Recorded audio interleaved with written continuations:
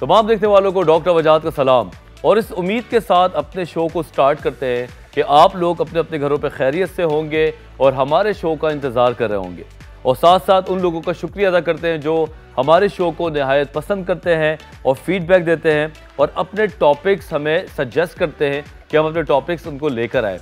इत्तेफाक से ये जो महीना है इसमें वर्ल्ड मेंटल हेल्थ डे आता है।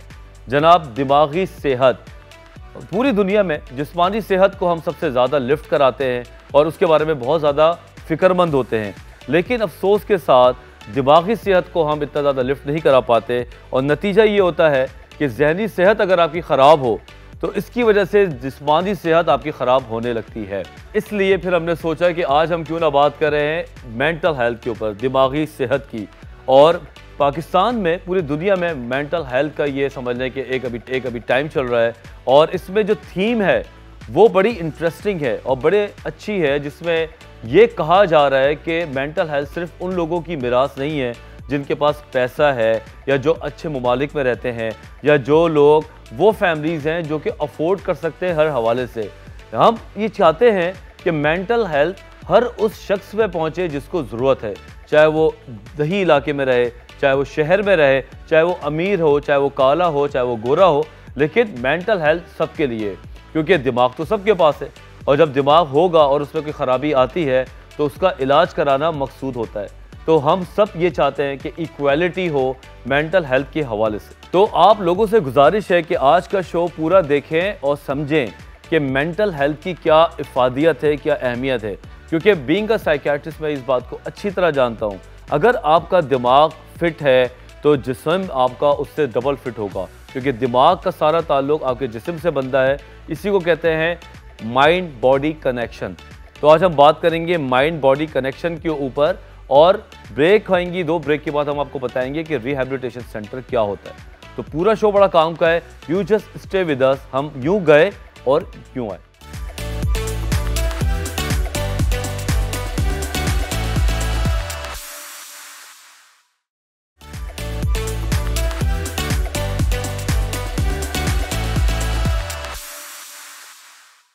Welcome back after the break. तो जनाब, आज बात करने जा रहे हैं हम दिमागी सेहत की अपने फेवरेट सेगमेंट में, जिसका नाम है मेंटल हेल्थ।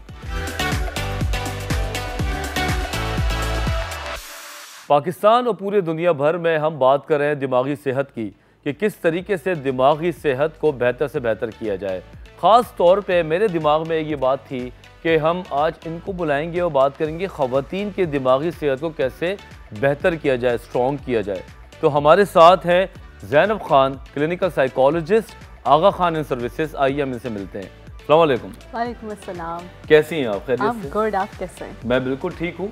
और कहते हैं कि डॉक्टर को देख के मरीज़ की आधी तबीयत ठीक हो जाती है, तो मुझे लगता है कि इनकी भी जो एक पॉजिटिविटी है वो पेशेंट के ऊपर बड़ा रिफ्लेक्ट करती होगी। Thank you very much. अपने आप को कैसे मेंटेन रखती हो आप, मैनेज करती हो मेंटली? ऑनेस्टली लोग कहते हैं कि थेरेपी या थेरेपिस्ट जो होते हैं उनकी अच्छी वेलबींग होती होगी, बट हमारे बड़े बर्नआउट के फेजेस होते हैं, तो हमें कॉन्स्टेंटली अपने साथ भी वर्क करते रहते हैं। इवन बहुत सारे थेरेपिस्ट खुद भी थेरेपी टाइम टू टाइम ले रहे होते हैं। सो माइंडफुलनेस और ये सब चीज़ें, रीडिंग, अच्छा सपोर्ट सिस्टम, ये सब मिलकर आपको एक ओवरऑल बनाता है। आप यकीन करें, किसी भी प्रोफेशन को, ख़ासतौर पर साइकियाट्री या साइकोलॉजी में, हम इतनी स्टोरी सुनते हैं, इतनी ज़्यादा बीमारियां सुनते हैं कि हमारा एक टाइम पे दिमाग बंद हो जाता है और उसमें हमें अपने लिए कोई ना कोई वे आउट ढूंढना पड़ता है। मेरा फेवरेट चीज़ है एक्सरसाइज करना रेगुलर 40 मिनट की एक्सरसाइज जो है वो 1000 दवाओं से बेहतर है। आप म्यूजिक, आप क्या करती हैं? आप क्या? मुझे भी एक्सरसाइज पसंद है, plus I like reading and I like conversation with good friends. खाने में बैठ जाएं, बातचीत कर लें। फूड थेरेपी मुझे लगता है मेरी सबसे फेवरेट थेरेपी है। और माशाल्लाह फिर भी फिट हैं, तो बहुत अच्छी बात है। चले अब आते हैं अपने टॉपिक के ऊपर। हमारे अपने गप्पे अगर ख़त्म हो गए हों, वर्ल्ड मेंटल हेल्थ डे जो आ रहा है, इसमें एक थीम जो है, इसको किस तरह डिस्क्राइब करेंगे इस दफ़ा? सो बेसिकली अनइक्वल वर्ल्ड के हवाले से ज़्यादा थीम है इस साल WHO की, और वो अनइक्वालिटी को एड्रेस कर रहे हैं। थोड़ा सा मज़ीद समझाएं। अनइक्वालिटी इन सेंस के, जैसे आपको पता है मेंटल हेल्थ हम टैबू और स्टिग्मा की अब तक बात कर रहे थे। अब ग्लोबली WHO पूरी दुनिया के लिए पॉलिसी मेकिंग करता है या पूरी दुनिया को मद्देनज़र रखता है। तो फर्स्ट वर्ल्ड में तो हम देख सकते हैं कि उनके पास सर्विसेज भी मौजूद हैं, उनके पास अच्छा साइकियाट्रिक सेटअप भी होंगे, सोशल सर्विस भी होगी। बट जैसे हमारे यहाँ गरीब मुल्क जो हैं या third world under developed countries जो हैं, उनके पास वो सर्विसेज या फैसिलिटीज़ नहीं है। तो वो अनइक्वालिटी को पर्सपेक्टिव में रखते हुए कह रहे हैं कि सारी दुनिया में हर शख्स के पास एक्सेस हो मेंटल हेल्थ के हवाले से। सो ये बेसिकली थीम है इस साल की कि अनइक्वालिटी नहीं होनी चाहिए, कोई प्रिविलेज्ड ना हो, चाहे गरीब से गरीब इलाके का, किसी भी एथनिक बैकग्राउंड का, किसी भी रिलीजियस बैकग्राउंड का। ये भी तो है ना, देखो गरीब या अमीर की बात तो है ही, ठीक है, पहुंचने की भी बात है, लेकिन इंसान को पता भी तो होना कि मुझे डॉक्टर के पास जाना है। yes. उनको कैसे बताएं कि भाई तुम्हें भी डॉक्टर के पास जाना है, ना कि तुम पे नजर बद है या जिन्नात हैं। उनकी अवेयरनेस भी तो हमें बढ़ानी पड़ेगी। तो ये जो आप सर्विस कर रहे हैं कि लाइक प्राइम टाइम में आप ये शो कर रहे हैं, दिस इज एक्चुअली बिहेवियरली आप परफॉर्म करके करना है कि एक्चुअली हमको ये करना है। हमें मास लेवल पे ज़्यादा से ज़्यादा बात करनी है, क्योंकि देखिए एक तो है कि जब पेशेंट को ज़रूरत है उस तक किसी न किसी तक वो पहुंच गया, साइकियाट्रिक सेटअप में, साइकोलॉजिकल सेटअप में पहुंच गया, पर बहुत सारे लोग नहीं हैं। क्यों? क्योंकि स्टिग्मा का मसला है, वो जन्नत की बातें होंगी, वो नज़र की बातें, वो जादू टोने की बातें होंगी। तो आप और मैं जो कॉन्वर्सेशन कर रहे हैं या पॉलिसी मेकर्स को जो इसको लेकर आना है इसके अंदर, इसकी एक्चुअली ज़रूरत है। जितना हम ये करते जाएंगे इतना ही। और आप देखिएगा पिछले 5 साल में मैं समझती हूँ अगर कोई डेटा हम करें इसमें, तो हमको पता चलेगा कि लोगों की एक्सेस बढ़ी है, लोग अप्रोच करने लगे हैं, पहले नहीं होता था। और अब फैमिलीज़ में भी पता होता है कि हाँ फ़लाना मेरी खाला जो थी वो फ़लाने साइकियाट्रिस्ट के पास गई थी। So how do we know? और हमें कैसे अप्रोच किया जा रहा है? क्योंकि कोई रिश्तेदार है जो गया हुआ था, यानी कि बात भी हो रही है। तो पागलपन से थोड़ा हम, मुझे लगता है एक अच्छी चीज़ हो गई कि हम पागलपन का जो स्टिग्मा अटैच है उससे आगे आ रहे हैं। बेशक। और हकीकत यही है, वर्ल्ड मेंटल हेल्थ डे जो कि आज मनाया जा रहा है और जिना हॉस्पिटल में परसों मनाया गया, मैं वहाँ पे था अपनी पूरी टीम के साथ। अभी मैरियट में भी एक दो जगह पे और बनाया जा रहा है। दरअसल आप लोगों का अपना पार्टिसिपेशन भी हमें चाहिए। हम वहाँ पे 50-60 लोग या 200 लोग अपने आपस से बात करके ख़त्म कर दें, यहाँ आपका काम नहीं होगा। हमारे घरों में अगर किसी को रोता रहता है, इस तरह की बात करते हैं, जिसको बात बात पे रोना आ रहा है, हाँ। कोई बहुत ज़्यादा फिक्र करके बैठा है, किसी को लगता है कि मुझे कोई बीमारी है हर वक्त, हाँ, तो हाँ। डॉक्टर के पास जाने में कोई मुज़ायका नहीं है। ख़ास तौर पे कोविड के बाद आप इसको क्या चेंज देखती है? आपको पता है डॉक्टर वजाहत, इस साल के मेंटल हेल्थ थीम जो है उसका सब थीम एडोलेसेंट और पेंडेमिक से रिलेटेड है कि इस पेंडेमिक ने लोगों को इतना बुरी तरह डिस्टर्ब किया है। और हमने खुद भी ऑब्जर्व किया कि पेशेंट बहुत ज़्यादा हमारे पास आए हैं, स्पेशली OCD और इलनेस एंजाइटी, ये 2 बीमारियां जो बहुत कॉमन है पाकिस्तान में। आप किसी भी शख्स के पास बैठ जाएं, वो बीमारियों के किसी के मैदे में तकलीफ, किसी के गुर्दों में तकलीफ, कोई ना कोई तकलीफ लोगों को होती है। ज़्यादातर लोगों के स्ट्रेस और साइकोलॉजिकल प्रॉब्लम्स होते हैं जिसको वो एक्सेप्ट नहीं करते, तो वो बीमारियां उनके फिजिकल सिम्टम्स बन के आ रही होती है। तो पेंडेमिक में लोगों के मेंटल हेल्थ ठीक ठाक चैलेंज हुई है, स्पेशली वो फैमिलीज जिसमें डिसफंक्शनल हो, लड़ाई झगड़ा बनती ना हो फैमिली मेंबर्स के आपस में, बहुत ज़्यादा अरसे तक एक साथ रहना भी तो मसला है ना। एग्जैक्टली कि वो आउटलेट तो खत्म हो गए जो बहुत सारे लोगों के पास थे, कि लाइक दोस्त के पास चले गए, बात कर ली, खाला के से मिल लिया, आंटी से मिल लिया, शादियां, लोग हमारे यहाँ बड़ी एंटरटेनमेंट है, ये बड़ा वे आउट था, बड़ा वे आउट है, शॉपिंग बंद हो गई, दबा के बिल्कुल इंगेज, मंगनी है, माइयो है, शादी है, वलीमा है, ड्रेसेस है, खाना है, सब गया। और रिलीजियस स्कोपिंग आप देखें, पाकिस्तान आपको पता है one of the happiest Nations में शामिल है, ये सर्वे रही है माशाल्लाह से। अब सोचने वाली बात है कि हम किस खुशी में खुश हैं, मतलब हमारे पास पावर्टी है, हमारे पास पोल्यूशन है, हमारे पास क्या चीज़ नहीं, फिर भी हम क्यों खुश हैं? क्यों? एग्जैक्टली, ग्रैटिट्यूड है हमारे अंदर, हमारी रिलीजियस स्कोपिंग है, हम अल्लाह के साथ बड़ा हमारा वो है। तो अब आप पेंडेमिक में देखें कि मस्जिद भी बंद हो गई, खाने काबा भी बंद हो गए, तो लोगों को इस चीज़ ने बड़ा इम्पैक्ट किया है कि वो जो आप जमात में जाते हैं, नमाज पढ़ते हैं, मैंने बड़ा देखा, मेरे फादर खुद बड़ा चैलेंज है कि यार ये क्या बात हुई, मतलब मस्जिद बंद हो गई, तो लोग बड़ा इम्पैक्ट हुए हैं इससे। पेंडेमिक में डैमेज हुआ है, ठीक ठाक डैमेज हुआ है। इंशाअल्लाह ताला हमारी सारी मस्जिद और सारी चीज़ें बहाल होंगी और हो भी रही हैं। अब हम ब्रेक पे जाएंगे, लेकिन सवाल छोड़ देता हूँ मैं कि ख़वातीन को जो मसाइल आए हैं एंजाइटी डिप्रेशन की, ये कैसे आते हैं, इनकी ट्रीटमेंट में क्या चीज़ जो है वो एक बेहतर स्टार्टर होनी चाहिए। आप यहीं पे रुके, हम छोटे से ब्रेक के बाद वापस आ रहे हैं।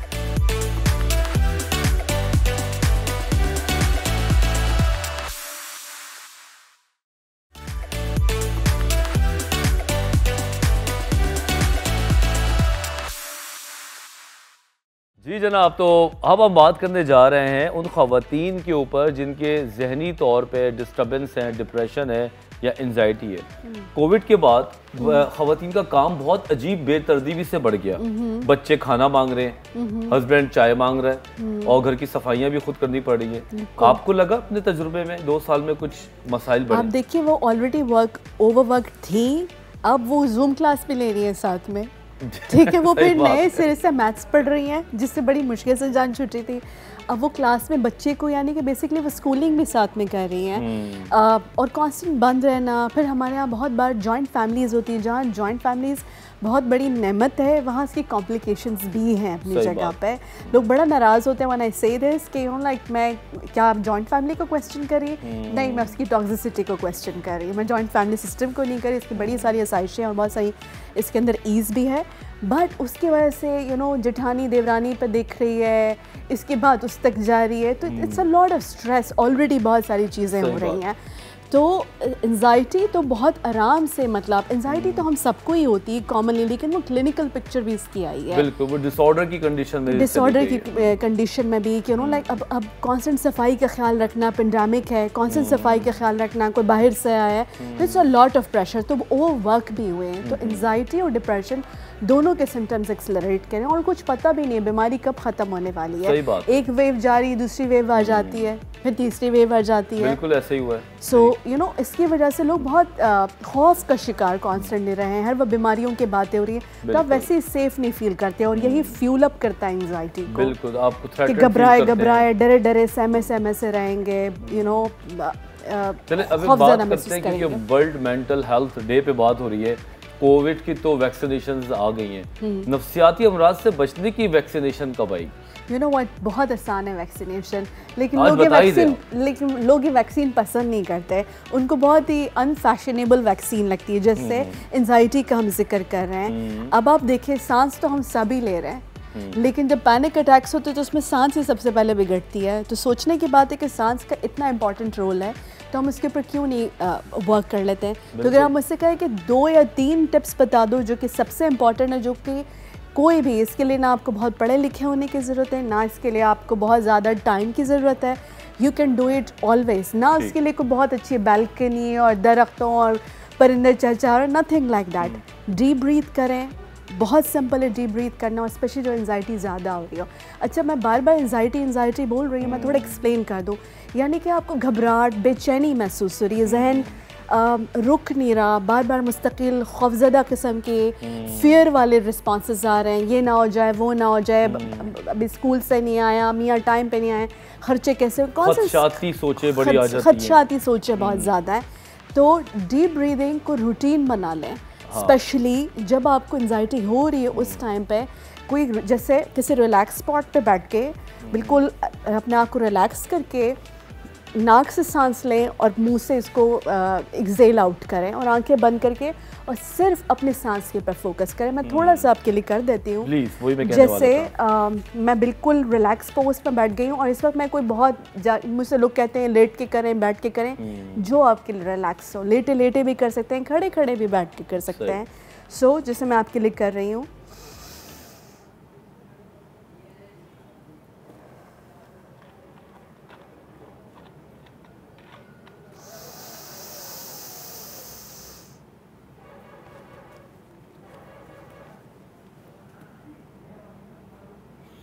अब जैसे आपने नोटिस किया होगा, मैंने यहाँ बहुत ब्रीफ किया है, थोड़ा सा ही आपके लिए किया है।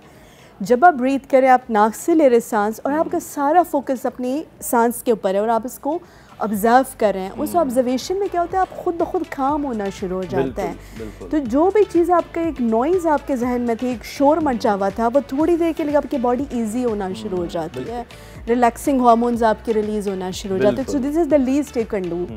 अगर आप वैक्सीन का बोल रहे हो तो मैं समझ ये है वो आपकी वैक्सीन है। और भी वैक्सीन है इसके साथ। बिल्कुल, माइंडफुल लिविंग बहुत ज़रूरी है। बहुत बार लोग कहते हैं कि मेरा जहन कभी भी सुकून में नहीं बैठता, या वो पास्ट में रहता है या फ्यूचर में रहता है। तो माइंडफुलनेस का मतलब है कि आप जिस वक्त, जिस माहौल में, जिस मोमेंट में आप फ्यूचर नहीं प्रिडिक्ट करें। आपके पास ज़िंदगी में आपका कल एग्ज़ाम है और आपको डर लग रहा है, आपको खौफ है कि आप पता नहीं कैसे करेंगे, इस वक्त जो मेरे पास वक्त है, जो मोमेंट है, मैं सिर्फ उस पर फोकस करूं। इंटरप्ट करना, तीसरी चीज़, अपना वो जो एक नेगेटिव साइकिल होता है ना थिंकिंग का, उसको इंटरप्ट, उसको स्टॉप करना बहुत ज़रूरी है। कि मैं अपने आप से 1 मिनट के लिए बैठूं और पूछूं कि मुझे क्या डर है, मुझे किस चीज़ का खौफ है। मुकालमा, बेसिकली डायलॉग करना खुद के साथ बहुत इंपॉर्टेंट। सो लोग डायलॉग नहीं करते खुद के साथ। वो जो एक सोच आती है, वो सोच को बिलीव करते हैं, एज अ फैक्ट ट्रीट करते हैं, और उसके हिसाब से आपकी बॉडी रिस्पॉन्ड करती है। बहुत बहुत शुक्रिया ज़ैनब, आप आई और आपने बहुत ही ज़्यादा बड़े क्रैकिंग पॉइंट्स लेकर आई है और बड़ी तेज़ी से लोगों को समझाया कि आई विश कि हम आगे भी इन चीज़ों से सीखें मेंटल हेल्थ। अब हम बात करेंगे इसके बाद, मतलब ब्रेक के बाद, ख़ास तौर पे उन लोगों की जिन, अगर किसी के घर में कोई नशा होता है तो उसको कैसे इलाज में डाला जाए, कोई नफ्सियाती मर्ज़ का शिकार घर पे है तो कहाँ जाया जाए, किस तरीके से टीम से हेल्प ली जाए, ये सारी बातें हम करेंगे छोटे से ब्रेक के बाद। हमारे साथ एक बहुत बड़े रिहैबिलिटेशन सेंटर के ओनर है, नाम मैं अभी नहीं बताऊँगा, ब्रेक के बाद वापस आके मिलते हैं।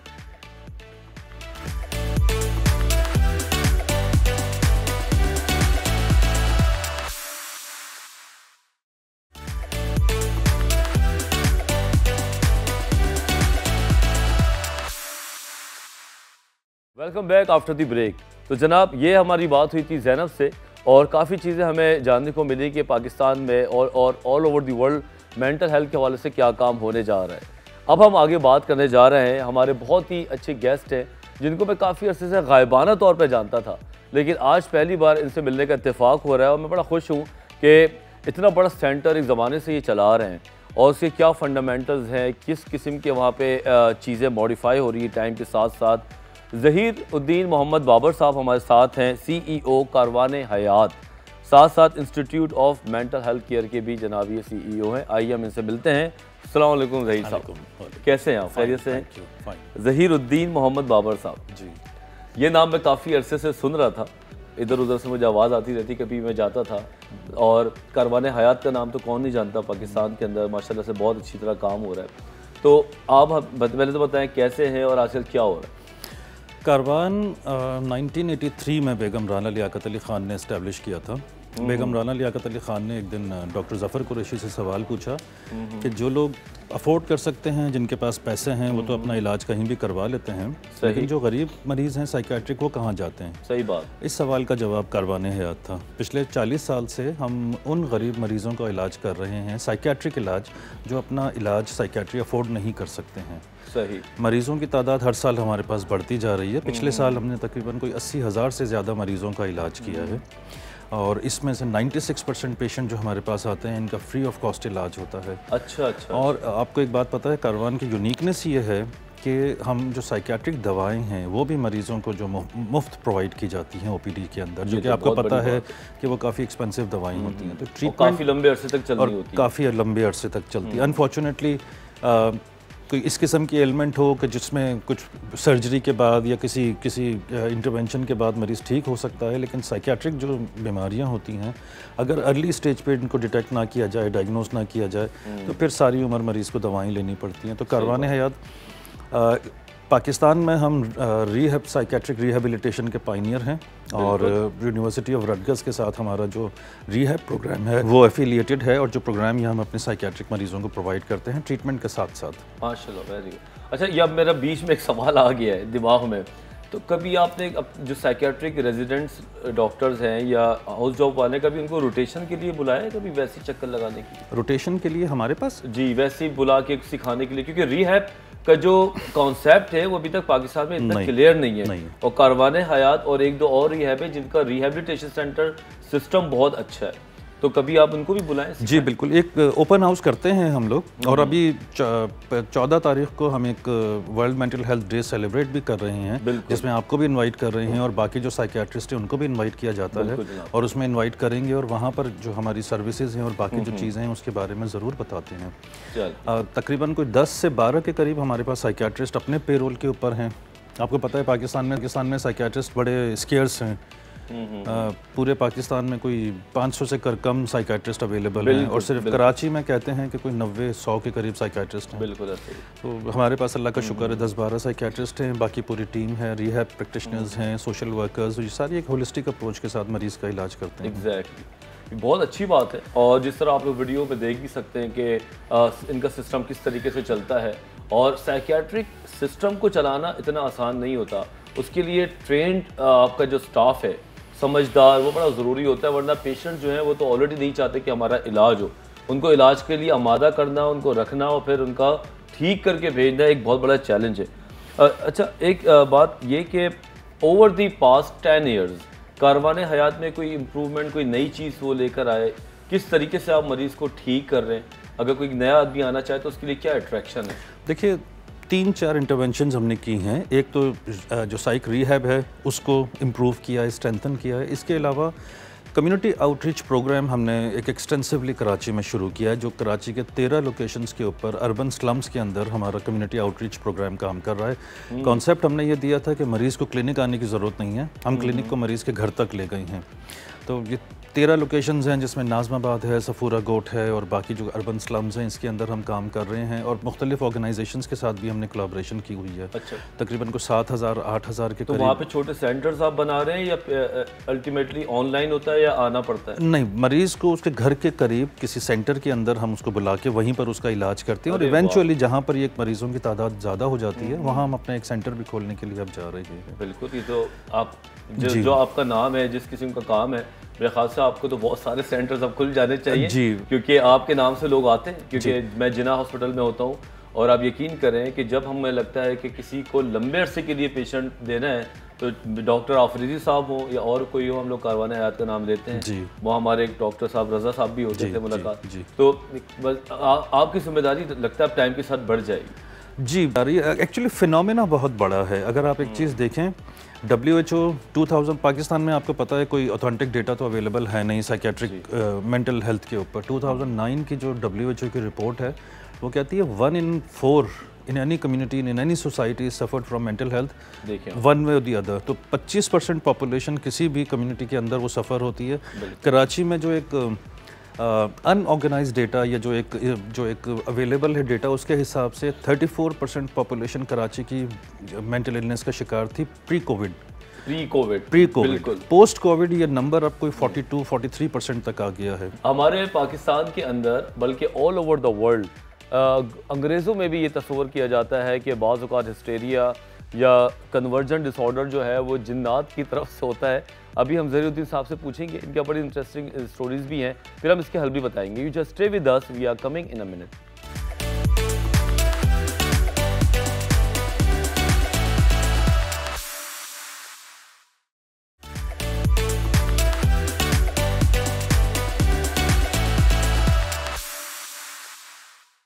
जनाब, तो हमारे साथ CEO हैं कारवाने हयात के ज़हीरुद्दीन साहब, और इनसे हम बात कर रहे थे एक जिन की जो इन्होंने शायद काबू किया था। कैसे किया था पूछते हैं। जी सर। मैं यही देखिए, हमारे पास जो पेशेंट आता है, हमारा सबसे पहले आपको ये बताऊं, हमारा स्लोगन है कि मेंटल इलनेस किसी भी एक फ़िज़िकल इलनेस की तरह एक इलनेस है। ठीक। इसका इलाज मौजूद है। प्रोफेशनल से आप रब्ता करें। मरीज़ को अगर कोई सिम्टम्स हैं मेंटल इलनेस के, साइकेट्रिक इलनेस के, प्रोफेशनल्स मौजूद हैं। अब तो साइंस ने बहुत तरक्की कर ली है, बहुत अच्छा इलाज मौजूद है, उनसे इलाज करवाइए। आप जिन यकीनन होते होंगे, हमारा ईमान है दीनी तौर के ऊपर, इतने नहीं होते कि सब पे चढ़ जाएं। लेकिन वो सब पे चढ़ जाएं ये नहीं। और वो जिन दवाइयों से चले भी तो जाते हैं ना सर। चले भी जाते हैं। तो मैं कहने ये चाह रहे हैं कि हमारे पास जो पेशेंट आता है, वो रिक्वेस्ट मेरी आपके प्रोग्राम से सब लोगों से ये है, प्लीज़ अपने प्यारों के, अपने लोगों के सिम्टम्स मॉनिटर करें। अगर उनको कोई तकलीफ़ है तो प्रोफेशनल से रब्ता करें, इलाज करवाइए। हमारा पेशेंट 10 जगह से, आप यकीन करेंगे, ख़राब होने के बाद जब क्रॉनिक कंडीशन में आ जाता है तो हमारे पास पहुँचता है। ये तो आपकी बात में 100% पहला उसका पॉइंट ऑफ कॉन्टैक्ट जो है वो आमिल बाबा होता है, फिर वो मज़ार होता है, फिर उसके बाद कोई मौलवी साहब होते हैं, फिर वो जिन उतारते हैं, और उसके बाद फिर उनको ख्याल आता है कि अब किसी प्रोफेशनल हेल्प की ज़रूरत है। पहले आप प्रोफेशनल हेल्प कीजिए। मेंटल इलनेस किसी भी फिजिकल इलनेस की तरह एक इलनेस है और इसका इलाज मौजूद है। किसी भी पेशेंट को ठीक होने के बाद उसको रूटीन में डालना बड़ा ज़रूरी है, वरना रिलैप्स के चांसेस बहुत बढ़ जाते हैं। एग्जैक्टली। रिलैप्स कारवाने हयात की जो हमारी जो 2 अप्रोचेज़ हैं, एक तो ट्रीटमेंट जो दवाओं के साथ होता है, फिर रिहेबिलिटेशन, साथ में जो फैमिलीज़ हैं उनके लिए एक फैमिली साइको एजुकेशन का पूरा प्रोग्राम है ज़बरदस्त, जिसमें फैमिलीज़ को ये समझाया जाता है, उनको ये बताया जाता है कि मरीज़ ठीक होकर जब यहाँ से जाएगा तो घर में उसको कैसे रखना है, कैसे उसके साथ हैंडल करना है। बिकॉज जाहिर है हम अपनी चार दीवारी तक तो मरीज़ को 100% ठीक कर देते हैं, लेकिन उसके बाद उसी फैमिली के रवैये, सोसाइटी के रवैये, जाना उसने उसी सोसाइटी में वापस है।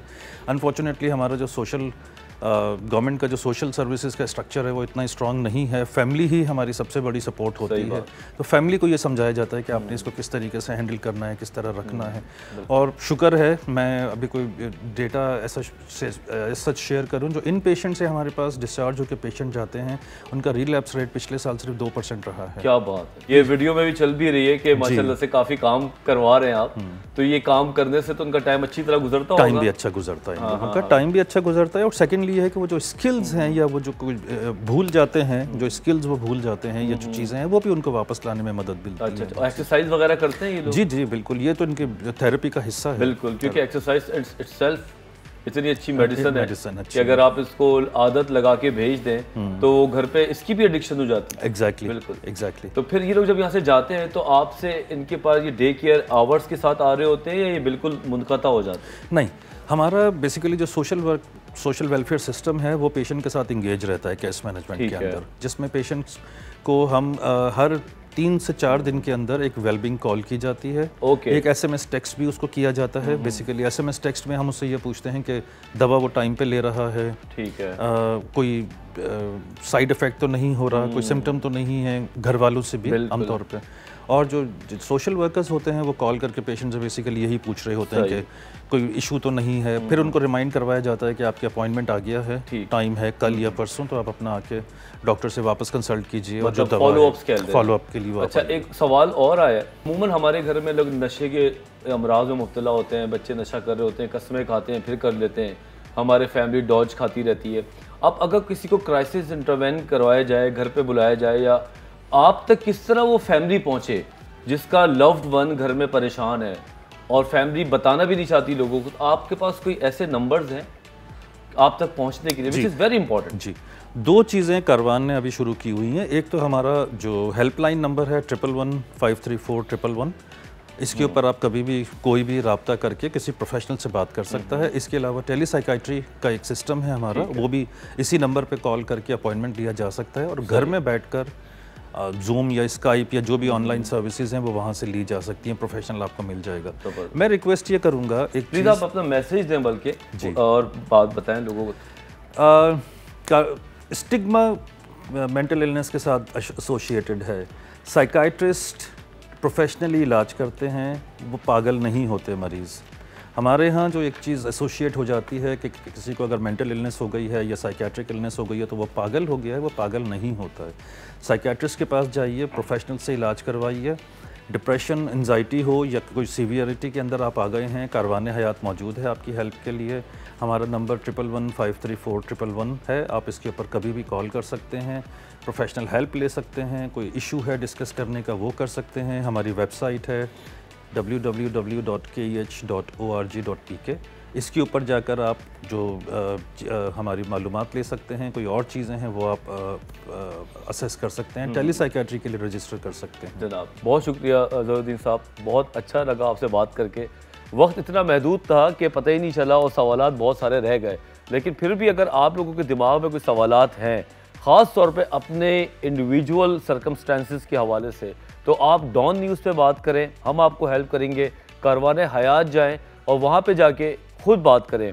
कभी कभी ऐसा होता है कि पेशेंट नहीं मानता, तो आप पेशेंट के मनाने का इंतज़ार ना करें, बल्कि आप खुद जाके पहले आइडिया ले लें, क्योंकि साइको एजुकेशन एक फैमिली के लिए ज़्यादा ज़रूरी है। क्योंकि अगर पेशेंट की फैमिली को पता चल जाए कि हो क्या रहा है, ये जिन है या बीमारी है, ये नशा है या कोई और मसला है, तो पता चल जाता है कि अब इसका हल क्या निकलना है। अमूमन हमने देखा है कि रिहैबिलिटेशन सेंटर्स जो हैं पाकिस्तान में, वो जब तक जुड़े रहते हैं मरीज़ के साथ जब तक वो वहाँ पे एडमिट होते हैं, लेकिन जैसे पेशेंट डिस्चार्ज होता है तो जनाब उन दोनों में ताल्लुक़ ख़त्म हो जाता है, और जिसकी वजह से पेशेंट के रिलैप्सेस बड़े तेज़ी से होते हैं और फैमिली में ये एक नया पैराडाइम बन जाता है कि यार रिहैब तो बेकार चीज़ है। तो आज जो हमने बात की वो ये की कि पेशेंट के डिस्चार्ज होने के बाद फैमिली को उनसे जुड़े रहना है, जिस तरह डायबिटिक पेशेंट को जुड़ा होना होता है, हार्ट पेशेंट को अपनी दवाइयों के साथ अपने डॉक्टर को हर 2 महीने के बाद दिखाना होता है। तो क्या मुज़ायका है कि हम नफ्सियाती अमराज को अभी तक उतना लिफ्ट क्यों नहीं कराते? आप किसी भी डिपार्टमेंट में, हॉस्पिटल में जाएं, वहाँ पर नफ्सियात का डिपार्टमेंट होता है। तो अगर कोई डिपार्टमेंट होता है तो बीमारी भी तो होती होगी। तो आज के बाद इस शो को जो आज हमने वर्ल्ड मेंटल हेल्थ डे पे किया है, इसके बाद बीमारियों के हवाले से शर्माना छोड़ दें। और अगर आपको लगता है कि मेरे घर में एंजाइटी है, डिप्रेशन है, नशे का मसला है, कोई सुसाइडल हो रहा है, कोई गुस्सा ज़्यादा कर रहा है, तो आप जाके अपने डॉक्टर को दिखाएं, करीबी डॉक्टर को जाके मशवरा ले लें और आप देखिए कितने हलवा की तरह ही आपका मसले हल होंगे। तकरीब बड़ी लंबी हो जाएगी क्योंकि मैं खुद एक साइकियाट्री में काम करता हूँ, जज्बाती हो गया हूँ, शो का इख्तिताम हो गया है, तो इंशाअल्लाह ताला इस अच्छी बातों को आगे भी जारी रखेंगे।